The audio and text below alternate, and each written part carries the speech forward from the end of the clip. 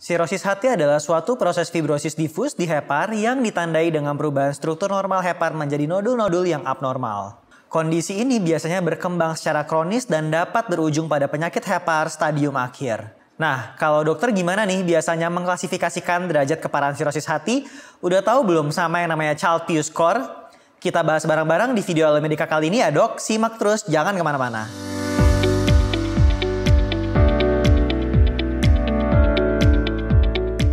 Halo dokter, saya Dr. Deski dari Alomedica. Sebelumnya dokter mungkin udah pernah dengar ya soal penggunaan sistem scoring Child-Pugh untuk mengklasifikasikan derajat keparahan sirosis hati. Sistem ini pertama kali dikembangkan oleh Child and Turcotte pada tahun 1964 buat memprediksi mortalitas pasien sirosis hati. Awalnya sih, sistem scoring ini terdiri dari 5 parameter, yaitu ensefalopati, asites, kadar bilirubin serum, kadar albumin serum, dan status nutrisi klinis. Namun, parameter status nutrisi klinis kemudian diganti oleh Pugh dan kawan-kawan menjadi prothrombin time. Pada pasien sirosis, prothrombin time umumnya memanjang karena liver yang rusak tidak bisa memproduksi faktor pembekuan darah lagi. Parameter ini juga dapat dinilai menggunakan International Normalized Ratio atau INR yang merupakan derivat prothrombin time.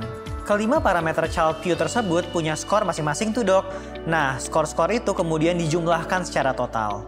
Terusnya, pasien akan diklasifikasikan menjadi kelas Child-Pugh A, B, atau C berdasarkan skor total yang dimiliki. Tapi gimana ya cara menentukan skor untuk masing-masing parameter tersebut? Oke, saya jelasin ya.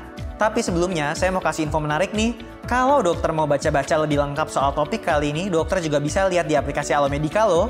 Gak cuma ada artikel terkait topik kali ini aja, di Alomedica tuh ada juga ribuan informasi kedokteran yang bisa diakses dengan mudah melalui artikel, webinar, hingga workshop. Lewat Alomedica, dokter juga bisa dapetin e-sertifikat ber-SKPID yang bisa di-download kapan saja setelah mengikuti program yang ada di menu SKP online Alomedica. Selain itu, ada juga forum untuk dokter bisa sharing-sharing berbagai kasus menarik dengan sejawat dokter dan spesialis se-Indonesia. So, langsung aja download aplikasi Alomedica sekarang di Google Play dan App Store. Oke, sekarang kita balik lagi ke pembahasan tadi ya. Pertama-tama, untuk parameter ensefalopati. Kalau pasien nggak mengalami ensefalopati, maka pasien diberikan skor 1. Terus, kalau pasien mengalami ensefalopati grade 1 atau grade 2, maka pasien diberikan skor 2. Ensefalopati grade 1 tuh biasanya ditandai dengan linglung atau kebingungan dan perubahan mood. Sedangkan ensefalopati grade 2 bisa ditandai dengan tindakan yang mulai nggak sesuai, stupor, atau somnolence. Next, kalau pasien mengalami ensefalopati grade 3 atau grade 4, maka pasien diberikan skor 3. Nah, ensefalopati grade 3 biasanya ditandai dengan kebingungan yang lebih parah dan stupor, meski pasiennya masih responsif. Sementara itu, ensefalopati grade 4 ditandai dengan pasien yang sudah nggak responsif lagi. Kalau pasiennya nggak mengalami asites, maka pasien diberikan skor 1. Kalau ditemukan adanya asites ringan, maka pasien diberikan skor 2. Terus kalau ternyata pasiennya mengalami asites berat, baru deh pasien diberikan skor 3. Lanjut lagi kita sekarang bahas parameter kadar bilirubin.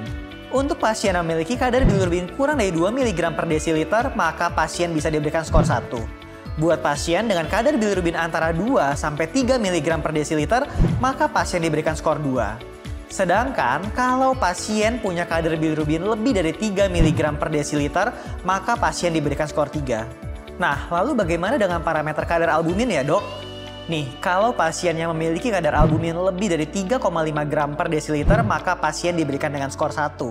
Terus, buat pasien yang punya kadar albumin antara 2,8 sampai 3,5 gram per desiliter, maka pasien diberikan dengan skor 2. Sementara itu, kalau kadar albumin pasien kurang dari 2,8 gram per desiliter, maka pasien diberikan dengan skor 3. Terakhir, untuk parameter perpanjangan prothrombin time atau nilai INR. Ini tuh kalau pasien yang memiliki perpanjangan prothrombin time kurang dari 4 detik atau yang punya INR kurang dari 1,7, dokter bisa kasih skor 1.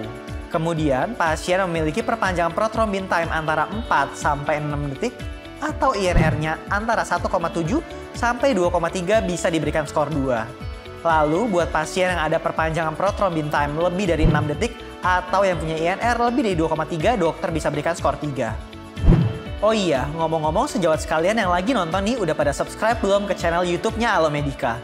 Kalau belum, sekarang klik tombol subscribe-nya ya, dan jangan lupa aktifin juga lambang lonceng notifikasinya ya, biar sejawat bisa tahu kapan aja Alomedica update informasi kedokteran terbaru. Sekarang kita lanjutin lagi ya. Oke, sekarang kalau udah dapat nih skor-skor dari semua parameter tadi, terus selanjutnya langkah apa ya yang harus kita lakukan nih dok? Nah, dokter bisa menjumlahkan seluruh total skor yang telah dokter dapatkan dari hasil pemeriksaan. Kalau total skor pasien adalah 5-6 poin, maka pasien termasuk ke dalam kelas Child-Pugh A. Sedangkan kalau total skor pasien hasilnya 7-9 poin, maka pasien termasuk dalam kelas Child-Pugh B. Tapi, kalau total skor pasien mencapai 10-15 poin, maka pasien termasuk ke dalam kelas Child-Pugh C. Dari ketiga kelas yang sudah saya sebutkan tadi, kelas Child-Pugh A adalah kelas dengan gangguan fungsi hati yang paling ringan. Sementara itu, kelas Child-Pugh C adalah kelas dengan gangguan fungsi hati yang paling berat. Untuk angka ketahanan hidup atau survival 1 tahun buat kelas A, B, dan C secara berurutan adalah 100%, 80%, dan 45%. Oke deh dok, itu tadi cara menggunakan Child-Pugh Score untuk menentukan klasifikasi sirosis hati pada pasien. Mudah-mudahan cukup jelas ya dok, dan bisa bantu dokter untuk lebih memahami teknik scoring ini. Sekaligus sambil refresh lagi ilmu kita seputar klasifikasi sirosis hati. Nah, untuk mendapatkan lebih banyak info medis yang praktis dan up to date, jangan lupa download aplikasi Alomedica di App Store dan Google Play. Selain itu, jangan lupa juga untuk like, share, comment, dan subscribe ya dok. Terima kasih sudah menyaksikan sampai selesai. Jadi dokter andalan dalam genggaman. Salam Alomedica.